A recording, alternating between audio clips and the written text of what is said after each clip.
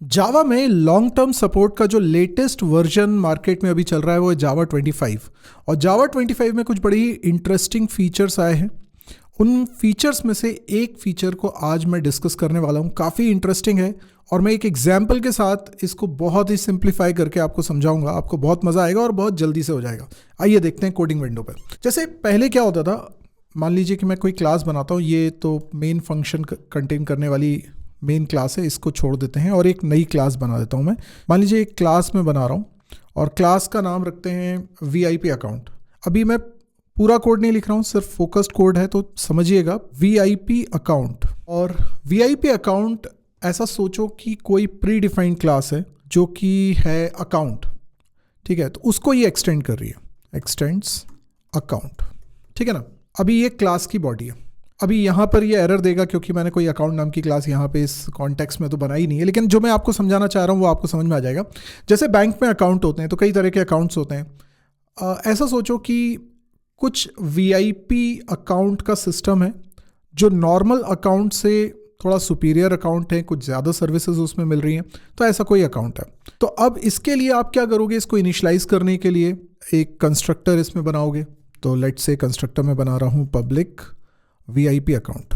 तो ये जो वीआईपी अकाउंट कंस्ट्रक्टर बनाया जा रहा है, आपको एक रूल पता है। आपको ये पता है कि आप चाहे कंस्ट्रक्टर में एक्सप्लिसिटली लिखें या ना लिखें, बाय डिफॉल्ट कंस्ट्रक्टर के अंदर पहली लाइन होती है सुपर।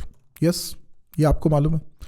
ये सुपर बेसिकली पेरेंट क्लास के कंस्ट्रक्टर का कॉल है। अब सपोज करो कि इस कंस्ट्रक्टर को इनिशियलाइज करने के लिए मैंने आर्ग्यूमेंट भी दे रखा है। ये आर्ग्यूमेंट है बैलेंस इंट या initial amount. So initial amount मतलब ये अकाउंट जब ओपन होगा तो उसको कुछ एक इनिशियल अमाउंट देना पड़ेगा। जैसे आप बैंक में अकाउंट ओपन करवाते हैं तो कुछ एक अमाउंट से वो अकाउंट ओपन होता है। कुछ तरह के अकाउंट में ये शर्त होती है कि मिनिमम इतना बैलेंस होना चाहिए, तो वैसा कुछ।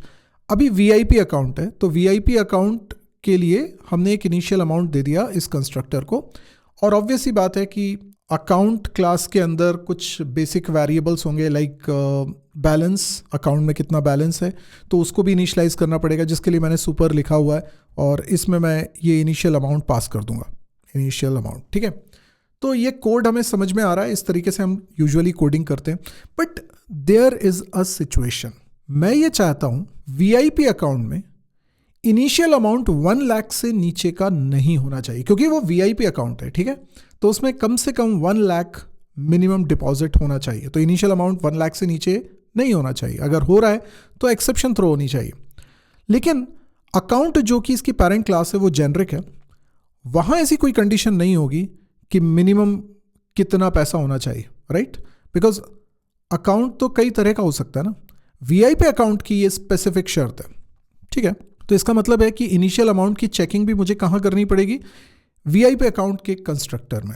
ओके, अभी वीआईपी अकाउंट के कंस्ट्रक्टर में अगर मैं इनिशियल अमाउंट की चेकिंग करना चाहता हूँ तो वो कोड कहाँ लिखूँ? सोचिए ज़रा। आप यहाँ लिखने के बारे में सोच रहे हैं, आप ये सोच रहे हैं कि हम एक इफ़ कंडीशन लगाते हैं।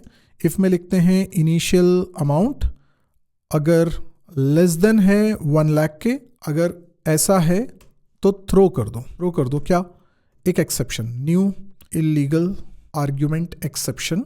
और इसमें हम कुछ मैसेज दे देते हैं, not a valid amount. But there is a problem. आप लोग जानते हैं कि जावा में ये कंपलसरी है कि कंस्ट्रक्टर के अंदर कोई भी काम होने से पहले पेरेंट के कंस्ट्रक्टर का कॉल होता है।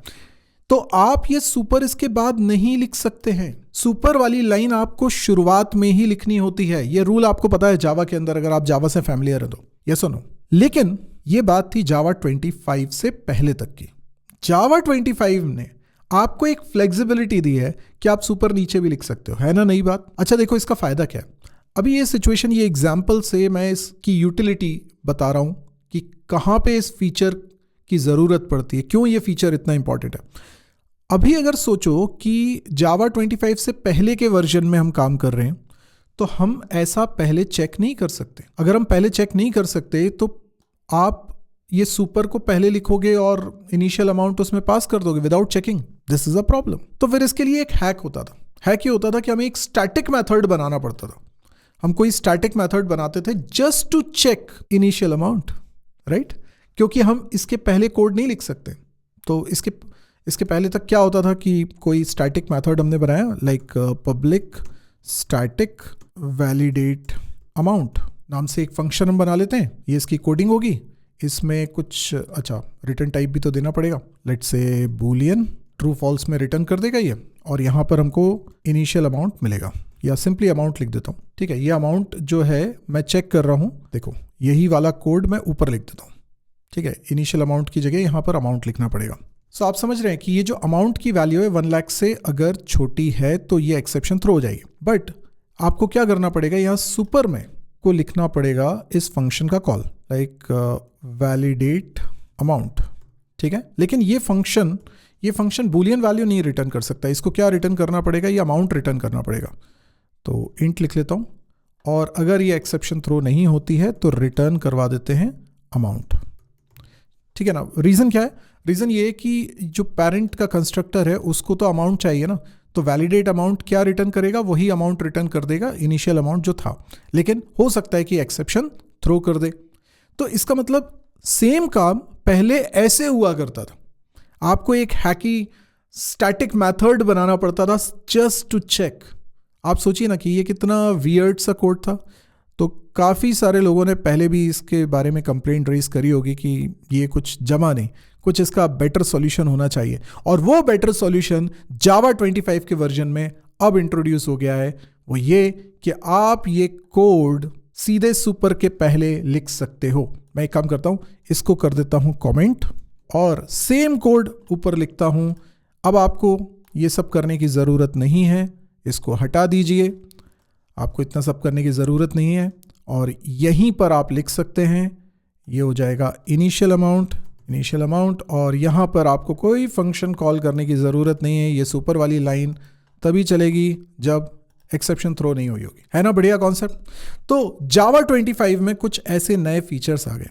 अगर आपको लगता है कि जावा 25 के फीचर्स जावा के पुराने जो एग्जिस्टिंग फीचर्स हैं उनके साथ साथ हम पढ़ें और बढ़िया नई तरह की जावा को हम एक्सप्लोर करें, और इंडस्ट्री में जावा की बहुत जॉब्स हैं, उनके बारे में हमको भी अपॉर्चुनिटी मिले। अब देखिए, भले ही मार्केट में कितनी भी लैंग्वेजेस आ जाएं, आप देखते हैं कि प्रोडक्शन में आज भी सबसे ज़्यादा इंडस्ट्री में यूज जावा ही हो रही है। तो अगर जावा इतनी पॉपुलर है और इतनी स्टेबल है, तो आप लोगों को इस बारे में ज़रूर सोचना चाहिए कि जावा अगर आपको नहीं आती तो जावा तो सीखनी ही सीखनी है, और अच्छे से सीखनी है, और अपडेटेड रहना है। जावा मान लो पहले से आती भी है तो हमें अपडेटेड रहना है कि लेटेस्ट क्या चल रहा है उसमें। और मैंने जावा 25 का फीचर बताया जो कि लॉन्ग टर्म सपोर्ट प्रोवाइड कर रहा है, यानी लंबे समय तक ये चलेगा। इसीलिए अगर आपको जावा सीखना है तो मैं लिंक वीडियो के डिस्क्रिप्शन में प्रोवाइड कर रहा हूँ, इस बैच को ज़रूर देखिएगा। आपको जावा 25 वहाँ बहुत ही सिंपल वे में सीखने को मौका मिलेगा, और काफ़ी प्रैक्टिस भी होगी, बहुत कुछ फीचर्स हैं, वो सब आप लिंक में चेक कर लीजिएगा। बाकी अगर आपको वीडियो पसंद आया तो प्लीज़ आप इसको लाइक करिए, शेयर करिए, कमेंट दीजिए। आज के लिए इतना ही, और बताइए कि नेक्स्ट वीडियो में आप क्या सुनना चाहते हैं। आज के लिए इतना ही, थैंक यू, गुड बाय।